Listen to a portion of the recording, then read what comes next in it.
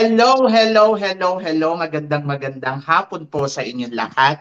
Hello, Gaisel. Kamusta ka? Yeah, Para ka naman yes, hello, hello, ang hello, hello, Mama sinalisan. Sama. Magandang hapon. Eto okay na kasi yung mga nakarang araw ay hindi okay. Tahol ako ng tahol pero okay na ngayon at masaya at bonggang-bongga ng live ng ng dire-diretso na walang mute at tahol-tahol. Ayun. Naka-freeze ka. Naka-freeze? Baka sa Oo, ano na yun. naka-cover ka lang na gano'n. Hindi ko alam kung umiinom ka or tinakpan mo yung ilong mo or basta naka-freeze ka. Boses lang Ha? yung narinig sa'yo. Yes. Wala wala akong ginagawa Mama Sama. Basta merong ang hawak. Ayun yung nakalabas. Ay gano'n, Labas ka nga, nakakaloka. pumunta ka ulit. Sige. Ayun. So, syempre makakasama natin ang daldalera ng taon na si Gaisel Ortega na talaga naman, oh my God, ayun. Sobrang masama yung pakiramdam niya nung nakaraang linggo pa, nakaraang araw. Yung nagkausap kami, sama-sama ng boses. Pati ewan ko kung ano yung nangyari. At sabi ko sa kanya, magpahinga ng bonggang-bongga kasi lagaring-lagari naman tong kabaklaan na to sa walang pahinga. So sabi ko nga magpahinga. So yon, so naganap nga ang Miss World kagabi na kung saan naman naloka tayo ng bonggang-bongga. At ayun nga, so nakita naman natin na talaga naman ang mga kandidata dito sa Miss World ay puro palaban at lahat sila ay talagang eksena kung eksena. Andyan na yung Yeah. beauty queen. So yun. So yun. Nakakaloka. Ayan, Ayan, oh. Ay gumagalaw ba? ka. Nakagalaw ka na kanina. Ayun, kamusta Siguro ka, na-stuck yung Gaisel? internet. Yes, I'm okay. At saka ito, mabuti-buti na yung aking pakiramdam after the Miss World Beauty Pageant ay nanalo ang aking predicted winner. Talaga lang naman. Ipinaglaban ko siya kahit hindi siya bongga doon sa Q&A. Nakakaloka. Congratulations kay Christina. Actually, siya din yung Oo. isa sa mga nakita ko na pwede din mag-Miss World talaga, si Christina. Christina Plascova ng Czech Republic. Bongga. So, another Europe beauty na naman, European beauty Yeah. ang nagwagi ng Another Miss Barbie. World 2024. Pero Gaisel, may tanong muna ako sa'yo. Bukod doon kay Christina, sino ang nakikita mo na dapat nanalo? Yun nasa prediction ko Mama Sam, si England. Si England. Pero dahil sabi ng Miss World ay isa lang ang makakapasok sa nila sa top 4, talagang walay na talaga. Wala na yung England. Tapos si India. Si India na hindi rin pumasok sa top 4 kasi nga kinabog siya ni Lebanon. So, yun yung tatlong nakikita ko talaga bago mag-Miss World kahapon. Sabi ko, si Czech Republic talaga mananalo kahit anong mangyari. Kahit mag-split pa ako sa area, si Czech Republic mananalo. Kasi nga, super queenly talaga niya. Hindi dahil kahawig niya si Carolina Pliskova ha. Ay yung previous Miss World pero nararamdaman mo kasi yung queenly aura na meron siya na nakakaloka talaga. Tapos si England at saka si India. Ang sabing gano'n, simplihan lang naman daw yung sagot ni Miss Wall. Ang dami-dami daw kumabog, pero ito daw yung nanalo. Pero ikaw, tingin mo, maaga pa lang, may nakita na talaga si Julia Mori na si Madam Julia na, I think ito ang mananalo. I think naman mamasam no. Maaga pala alam niya kung sino na yung kukoronahan niya. Oo, simplihan yung sagot niya pero nasa puso. Alam mo yung nakikita mo yung beauty queen na kinakabahan pero magaling pa rin magsalita. Alam mo yun, siya sa lahat ng contestant doon sa top 4, siya lang yung kinabahan eh. At mukhang galing sa puso niya yung sinasabi niya. Kahit na kinakabahan yung aura niya, kahit nangangatog-ngatog, parang si Pia, di ba? Kinakabahan siya sa last part na. Pero kahit nangatog-ngatog yung boses niya, dire-diretso pa rin siya, push pa rin ang push. Simple yung sagot, pero authentic. That's why. Si Botswana kasi, para nang sinabi niya lahat ng words sa encyclopedia. Tapos yung boses, me. Off sa akin yon. Sabi ko, walang Botswana mananalo. Kahit runner-up, hindi siya mananalo. Kasi, hello, beauty queen ka. Tapos, at saka normal lang yung ano niya, yung beauty niya. Masyadong Tapos, ganun pabebe. din. Oo, masyadong pabebe. Kahit ako, magsabi ka pa ng word almanac dyan at saka encyclopedia, hindi mananalo yung ganung eksena. Ang dami ko pang kalaban kagabi sa live kasi nga, Botswana. Hay nako, wala akong nakikita Botswana. Wala talaga. Kahit heels niya hindi makikita sa Miss World. Charot. Actually, maganda yung sagot ni Botswana. Malalim yung mga sagutan. And then, talagang masasabi talaga mananalo about the Q&A talaga eh. It's about the total of your... And then, kahit pa sabihin natin na nga si, kinabahan sino ba to? Yung paborito mo? Czech Republic. Kahit kinabahan pa siya, pero kasi yung sagot niya, very authentic. Ang babaw nga lang yung sagot niya kung iisipin mo. Pero authentic. And then makaka-relate talaga yung lahat ng tao. Sabi ko nga, halimbawa, katulad nung sagot niya, ano ba ang nakikitang problema o issue sa mga kababaihan? Menstruation. Naloka ako doon. Pero kung iisipin mo, totoo naman, napakahirap kaya na may menstruation. Minsan kinahiya nila kapag natagusan sila or something na saka ang hirap dalhin nun kasi nagbabago yung mood ng mga babae kapag may menstruation. So isa yun sa mga nakikita na oo nga, problema nga to no? So, yon. But, very real at very authentic. Yung mga sinagot ng mga kalaban, sobrang talagang, alam mo yun, sobrang, kala mo, political na. Akala mo talaga nakipaglaban sa United Nations para sa mga, debate. Tapos, pangalawa, yung sa final question kay Czech Republic, to be honest, ang magandang sagot doon si Botswana kasi talagang masasabi mo, oh my God, very packaging na talaga yung sinabi niya. Lahat na ng promotion para sa sarili niya, sinabi niya na. Pero kasi, kung tutuusin, napaka-simple ng sagot ang ganda ng sagot doon ni Czech Republic. Kasi si Czech Republic kasi, nagpakatotoo. Una, lahat tayo, yung gusto ko yung may dream, lahat ng tao may pangarap, ng bata ka pa. Pero habang lumalaki ka, unti-unti nawawala yung pangarap na yun kasi nag-face ka na sa reality ng life. Na kung ano ba yung kakayahan mo. O katulad niyan, sabi ko nga ako nakarelate ako doon kasi nung bata ako gusto ko ganito, gusto ko ganyan. Gusto ko maging ganito, gusto ko maging ganyan. Pero dahil wala kaming pera, hindi ako kayang pag-aralin ng nanay ko sa eskwela na gusto ko. Hindi ako kayang pag-aralin ng nanay ko sa ganito. So you have to real the reality. Ito yung buhay at kung ano yung mangyayari at kung ano yung takbo ng buhay natin at dito tayo pupunta. So yun. So kasi mahirap lang kami. At yun yung sinasabi niya. Nakarelate ako na parang totoo yung sinasabi niya. Totoo. At isa ako doon sa mga batang sinabi niya. So yun. Gusto ko siyang manalo. So, yun na yung dahilan ko. Realidad. Tapos si Lebanon naman, actually naka-jackpot din dito sa Lebanon. Very experiences naman yung sinabi niya na kung bakit siya nag-Miss World dahil sa experience niya sa buhay na, oo nga naman, ano ba nangyayari niya sa Lebanon? Ang hirap ng buhay at yung na pinagdadaanan nila. Pero nagiging matatag siya at nagiging beauty with the purpose siya dahil doon sa nangyayari sa kapaligiran niya. Kung tutuusin, kung hindi lang naka-jackpot si Czech Republic, Lebanon to. So, yun. Yes, totoo. At tama yung first runner-up. Si Botswana, sumali siya sa Quiz Bee. Ang galing-galing ng lola mo. Ang ganda din naman niya. Pero yung ganda niya, yung parang normal lang. Pero ang galing-galing niya din talaga.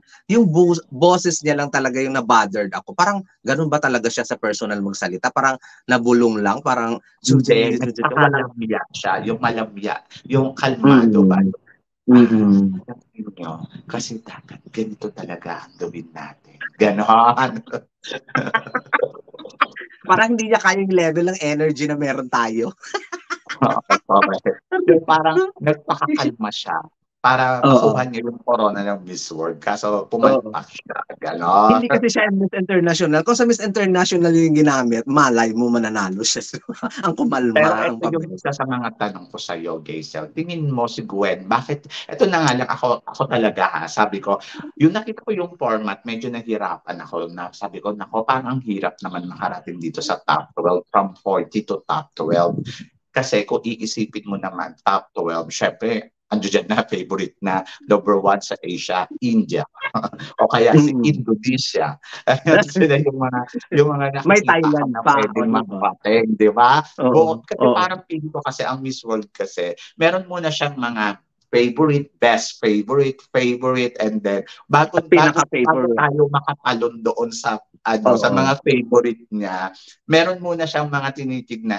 Gusto ko si India, gusto ko si Indonesia, gusto ko si Vietnam, okay, si Philippines. So parang hindi tayo yung first choices niya lagi. Yes, Parang tama. first choices niya lagi si India talaga, or kaya si Indonesia. So Pretty bago si Lola Indian yun. Philippines. Pero sa kabilang banda kasi, o kaya si Nepal, ganun din. Sa kabilang banda, naiintindihan ko naman kasi naman tong mga advocacy naman talaga ng mga girls ng from India, Indonesia at Nepal, talaga naman very authentic talaga kung iisipin mo, Gaisel. Naalala ko noon, may napanood ako, sino ba to, Beauty with the Purpose winner, si Nepal or Indonesia na nagbigay ng toothbrush doon sa bundok kasi hindi sila makabili ng toothbrush. Kung iisipin mo, oo nga naman, no? Sino ba makakapag-isip na magbigay ng toothbrush lang naman yung binigay niya, pero dahil meron siyang puso at meron siyang gustong gawin sa buhay niya na matulungan yung mga tao doon, hindi siya nagdalawang isip na magpabalik-balik sa bundok na yon para tumawag pa ng dentista. So, beauty with a purpose talaga. So, isipin mo, oo nga, sige na nga, ganon. But it's not about kasi the country, it's about yung sincerity ng girl. Kung gaano kakalalim bilang isang beauty queen. So ngayon, ang tanong sa'yo, ikaw, tingin mo, top 40, bakit hindi nakalusot si Philippines sa kabila na pumapalo siya sa Beauty with the Purpose, pumalo siya sa head-to-head challenge, pumalo naman siya sa lahat ng aspeto ng labanan dito sa Miss World, pero hindi siya nakarating sa top 40? Ako naman, Mama Sam, ever since na pinagtatopic natin before si Gwen at saka yung Miss World, ang lagi kong sagot, wala sang chance. Kasi nga, never ko yung babaliin, never kong babawiin. Kung nakapasok man siya, hindi ko pa rin babawiin kasi hindi talaga siya nakaka-Miss World. Yung ano niya, yung trabaho, yung face, yung pinapakita niya sa social media niya na zero, wala talaga, wala kang mahihita. So anong makikita mo doon sa Beauty with a Purpose, head-to-head? O di ba? 2 taon siya na nag-prepare, sabi niya. Sa 2 taon na yon, tapos nakita mo sa head-to-head, nangangatog siya. So paano mo siya susuportahan? Philippines, okay. Hindi ka maka-Pilipino, Gaisel, hindi ka maka-Pilipino, wala akong pakialam kasi nakikita kong walang tsansa. Kaya pag sinatanong ako ni Mama Sam, grabe ka naman, sabi ni Mama Sam. Pero sa totoo lang, wala talaga.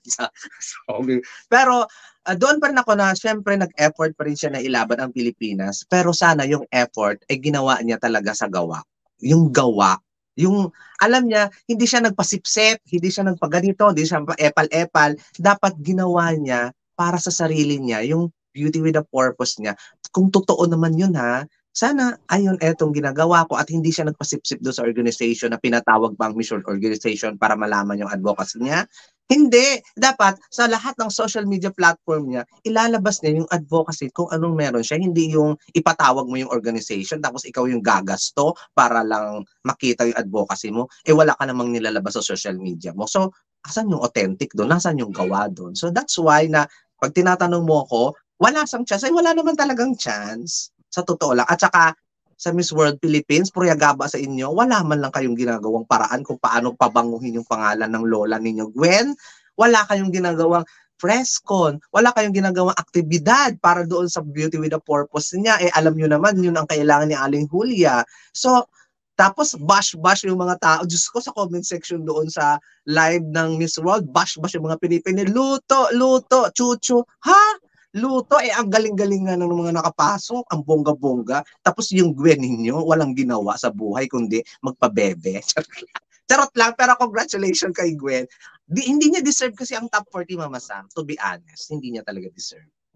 Naloka naman ako doon sa hindi niya deserve yung top 40. Pero kasi una, ang nakita ko kasi dito, Gaisel, pumalo naman si Gwen doon sa mga bawat aspeto ng challenge ng pageant. Yung Fast head-to-head track challenge, challenge. pumasok siya, mga sa head-to-head challenge, pumasok siya sa first cut, tapos pumasok siya sa second cut. Hindi na nga siya nakarating doon sa top 10. Kumbaga sa 117, 112, Yes. papansin si Philippines, nakakarating siya sa almost top 30, top sa bawat challenge nila. And then, next is doon sa head-to-head challenge, sa fast track challenge, at saka sa top model. Kumbaga nakakarating naman siya sa mga cut. Kumbaga, Yes. kaya nag-expect din ako na sa top 40, malinaw siya sa top 40 na makakarating siya sa top 40 in fairness kay Gwen. Pero doon sa top 12, hindi ko na sigurado doon. Kasi syempre, pag pumasok na dyan sila India, to be honest, nag-expect ako sa kanya sa top 40. Kasi top 40 naman ano ba naman yung top 40? Nakakarating nga siya sa mga 30, nakakarating siya sa 12, nakakarating siya kung 20, saan. ganun. Okay. So, ibig sabihin, malaki yung chance niya na makalusot sa top 40. So, confident ako doon. Nung nakaraang araw, sabi ko, makakapasok to sa top 40. Pero sa top 12, hindi yan, malabo yan. Swertihan na lang yan. Jackpot talaga yung pag nakarating sa top 12. Oo, ganun yung mindset ko sa kanya. So, to be honest, like you din, yung hindi pa nagsisimula yung Miss World, ganun din yung iniisip ko. Sabi ko, parang malabo si Gwen. Parang thank you girl dito si Gwen. Tsaka yan si Tarina.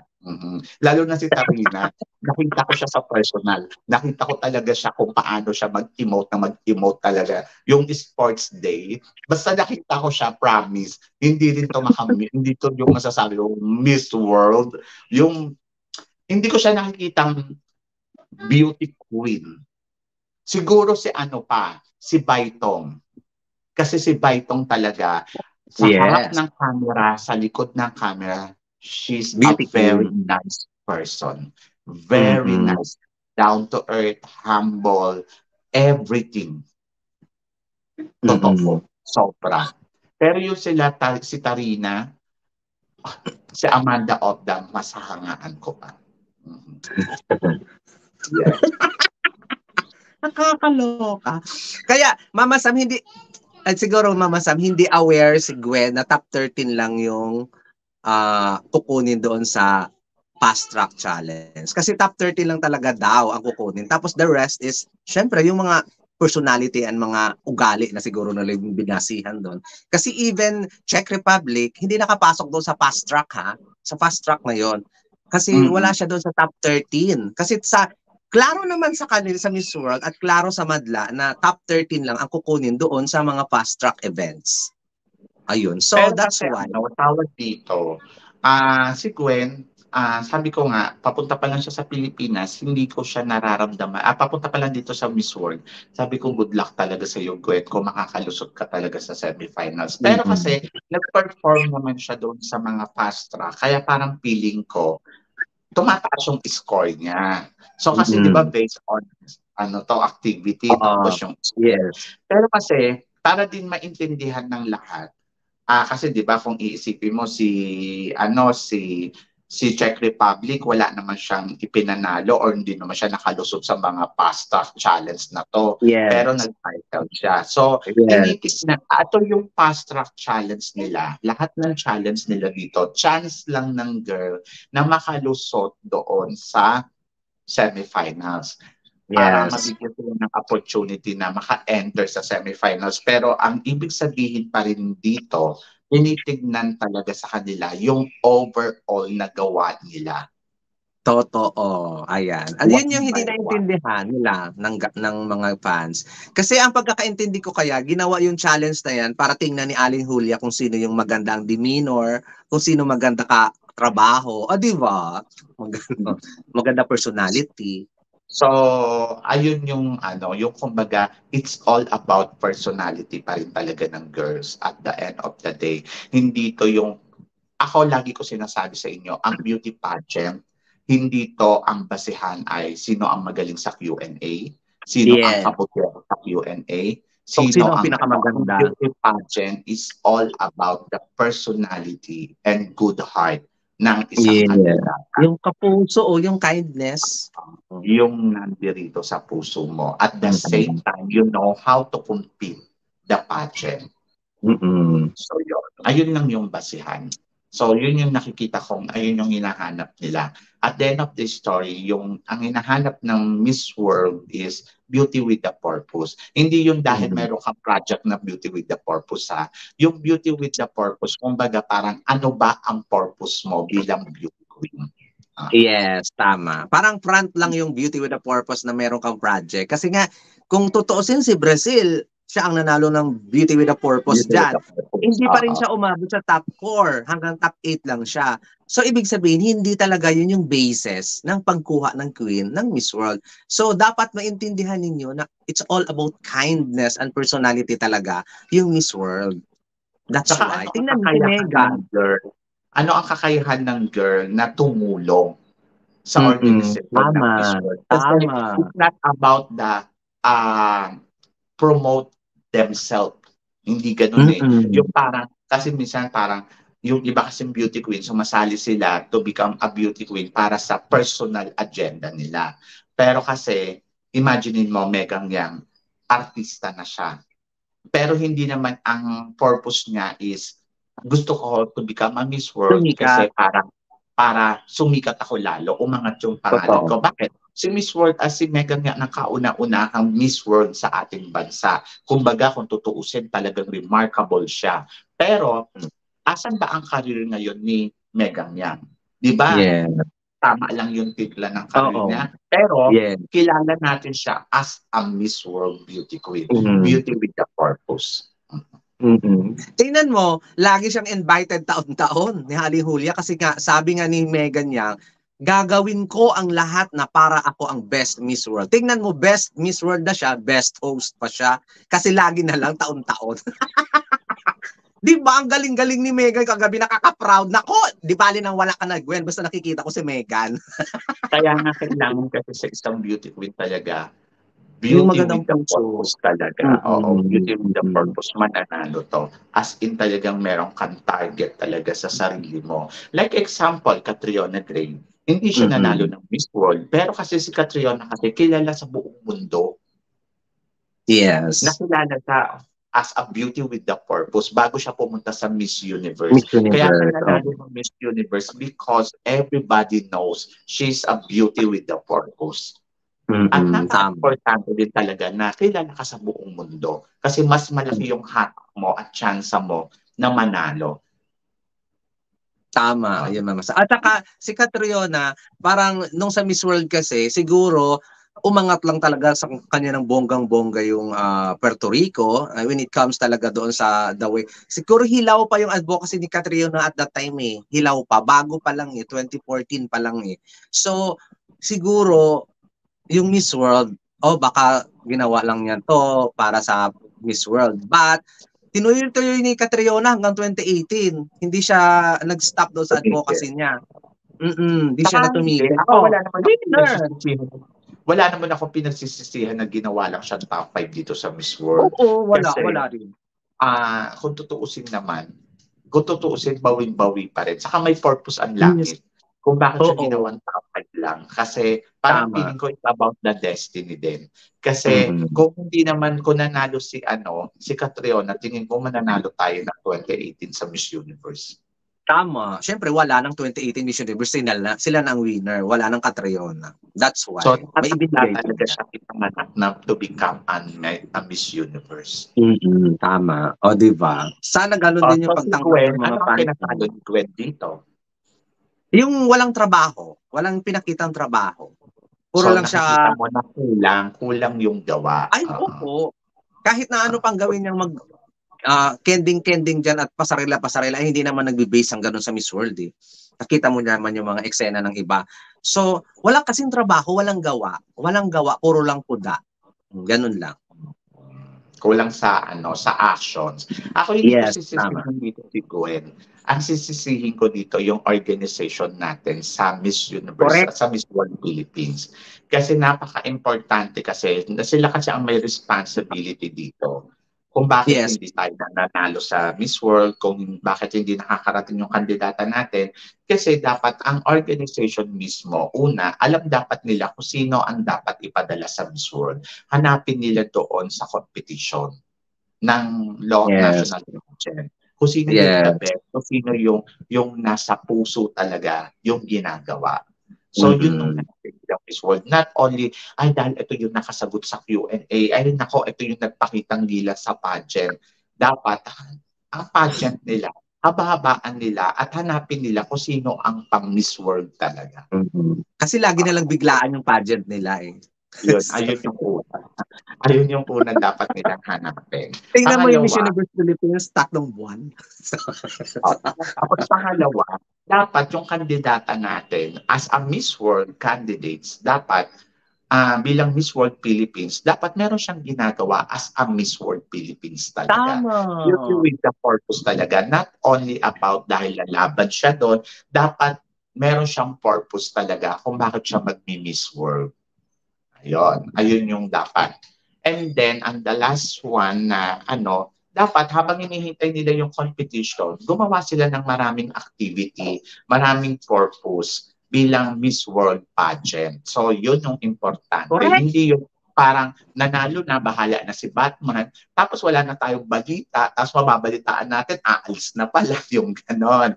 So, dapat meron talagang ginagawa yung beauty queen. Dapat yung mga organization, hindi lang ang Miss World, dapat Miss International, Binibining Pilipinas, Miss World Philippines, and then Miss Universe Philippines, Miss and Earth then Philippines, kung ano Miss Grand. ng Pilipinas, Miss Grand, dapat meron talaga silang ginagawang activity yung mga kandidata sa Pilipinas. Dapat yung organization lagi silang may purpose kung bakit bakit ito ang beauty queen nila. Hindi yung ang purpose nila ay gawin nilang artista para magkaroon sila ng maraming cut, ganon. Hindi, wag ganon. Dapat bukod doon sa syempre umangat ang maging artista, bukod doon maging celebrity, dapat meron muna silang purpose kung bakit sila nandito sa beauty pageant. Kasi ang beauty pageant, alam naman natin, bukod doon sa business, beauty with the purpose talaga dapat ang beauty pageant. Yeah. Katulad ng Miss Universe, dapat may ginagawa. Maswerte nga tayo kay Michelle D kasi meron siyang sariling advocacy. Yes. Pero At hindi kasi take note doon, Mama Sam, ha? Galing sa Miss World Philippines si Michelle D. Pero nakilala natin yung advocacy ni Michelle doon na sa Miss Universe Philippines. Di wala rin talagang ginawa sila kay Michelle. Kaya top 12 lang inabot ni Michelle kasi wala talaga silang pa-promotion. Nakakaloka yung Miss World Philippines. Dapat kasi ang ginagawa kasi ng organization mismo, yung mismong organization, sila dapat meron silang sariling activity. Meron silang purpose kung bakit meron silang organization na ganito. And then, siguro much better na, halimbawa, Miss Universe, meron kaming project na ganito. So kung sino yung mananalo Miss Universe, ito yung gagawin niyang project. At ito na yung ipagpapatuloy niya. Bukod doon, sa may sarili ding advocate talaga, yung kandidata. Paano naman kasi yung mga kandidata din, sumasali lang din naman sila. Kuno may advocacy sila, advocacyhan na natin. Yes, tama. Ang dami nila. Ang dami lang ganyan, advocacyhan lang. Hindi yung iba nga to follow pa. Yung kay Michelle D talaga, ever since, ayun na talaga yung ginagawa. So, bago pa lang siya sumali sa Miss Universe, may ginagawa na siya. Tingnan mo si Celeste, bakit natalo siya sa Miss Universe? Paano naman kasi yung advocacy niya, ginawa lang ng advocacy. So, hindi talaga transformational leader na matatawag. Tama, nakakaloka, di ba? Ayun yung hindi naiintindihan kasi ng mga fans, Mama Sam, na nag-speculate sila sa luto-luto kasi hindi nila tinitingnan yung kandidata ba nila kumabog ba or pak na pak. Tiningnan nyo yung social media ni Gwen. Kung may ipinopromote siya dyan na tungkol sa kanya advocacy, wala. Puro pa bebe. Kaya tayo natalo sa Miss World at natatalo sa Miss World kasi ang ating pambato na pinapadala ay hindi fit doon sa Miss World. Tapos, kulang sa gawa, kulang sa dedikasyon sa ginagawa, and then, dapat isa puso yung ginagawa. Nandoon siya because she is a beauty with the purpose. Hindi yun nandoon lang siya because she is a Miss Philippines. Tama. Diba? Kasi hindi umaobra, hindi pumapalo yung ginagawa nilang project. Parang hindi pumapalo, hindi matibay. So, maswerte nga Tama. tayo kay Michelle D kasi nakarating siya hanggang 12, 'di ba? Yes. Oh.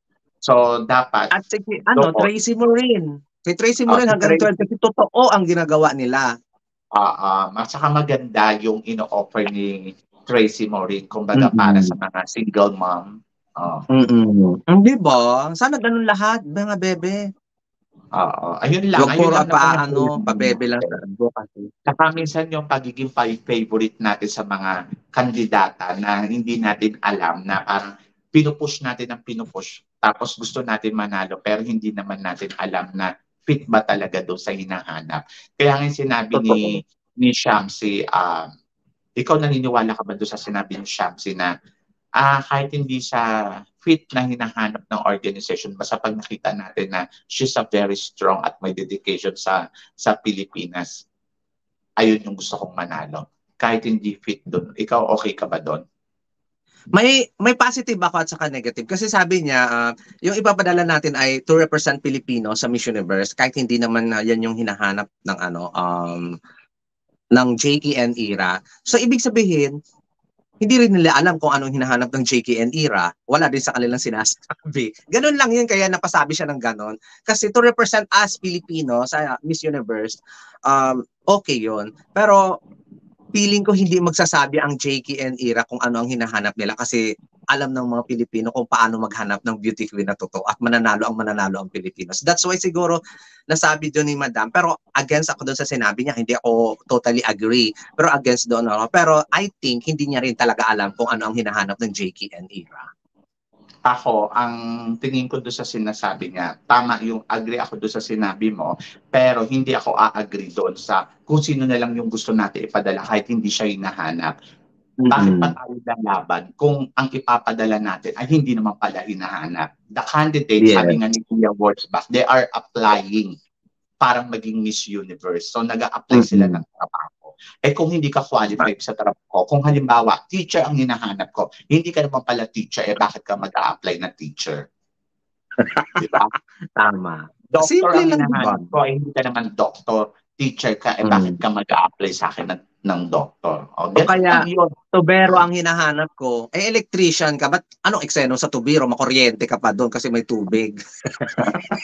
So, dapat fit doon sa hinahanap ng kandidata natin. Pero siguro nasabi lang yun ni Shamsi dahil ang ibig niya sabihin dito, parang tingin ko as long as possible, ang gusto niyang mangyari, may dedikasyon sa Pilipinas.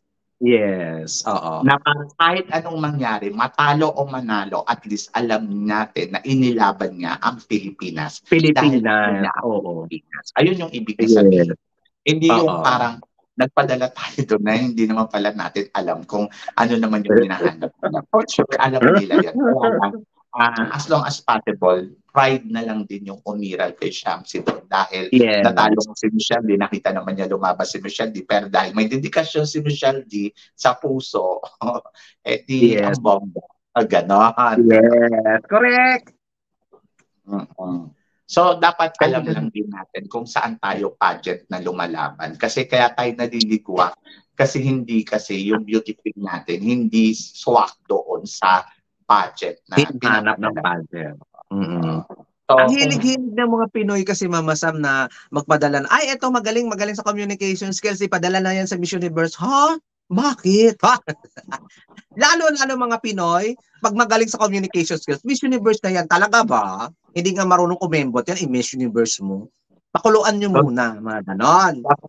Dapat total package siya. Hindi lang siya magaling dapat ako kasi ngayon para sa akin, katulad dito sa Miss World, hindi naman ganun kapalo yung, kung tutuusin, magaling sila India, magaling magsalita tong mga to, mas kumpiyansa Pero kasi ang nakita kasi dito, una, number one, beauty. Yes! Kaloka yung beauty, no? Reynang Reyna. Diba? Na-maintain talaga nila yung beauty talaga ng pang Miss World. Ganon. Yes. So, beauty. Dapat. Gusto maturahan yung puntahan ni Shadis Palacios. Pangalawa, syempre, dapat talaga beauty with a purpose. Ganon. So, Yes, hindi lang siya kakaloka. dapat candidates. Dapat may beauty siya at the same May time beauty purpose with din. purpose. So, hindi mo siya nakasagot ng yung katulad ng ina-expect mo na sagot na para siyang si Miriam Defensor Botswana. Salgado. But, nakasagot naman siya ng tao sa kanyang puso. Ayun yung importante doon. Correct! At hindi Kasi, scripted. yes. At nakikita mo, Mama Sam, na alam mong nag-iisip siya, tapos kabang-kaba sa boses niya yung dire-diretso pa rin yung lola mo. Ang saya-saya lang. Pag ganun yung contestant, alam nyo na winner yung lola mo. Kasi nga, authentic.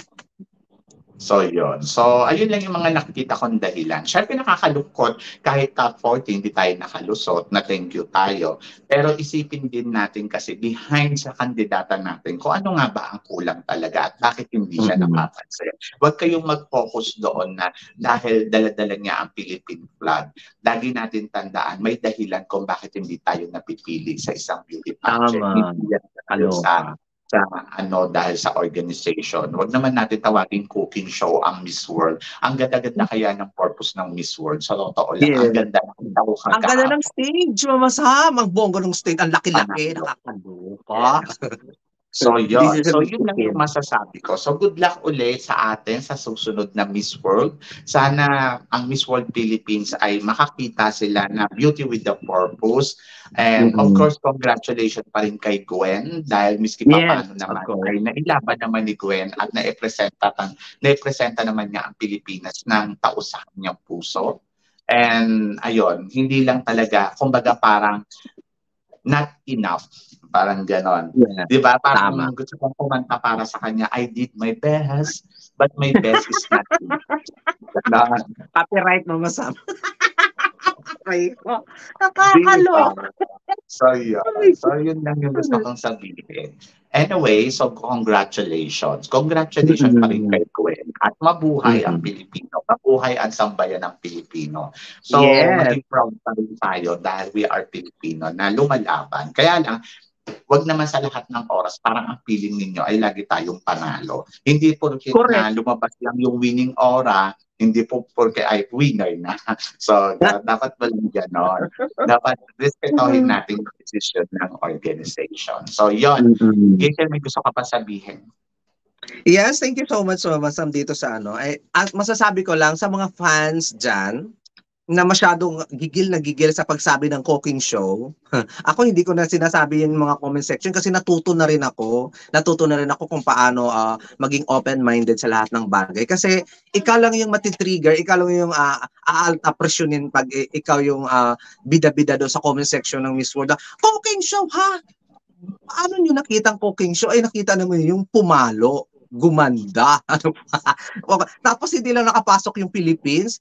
Bias kayo, hindi kayo mapagmahal hindi kayo makabayan. Paano kayong hindi nakakabayan? Nakikita nyo naman yung performance ni Gwen, yung pasarela nga, hindi mukhang hindi nga siya makaabot sa gitna nung sa eksena sa paglalakad niya kagabi.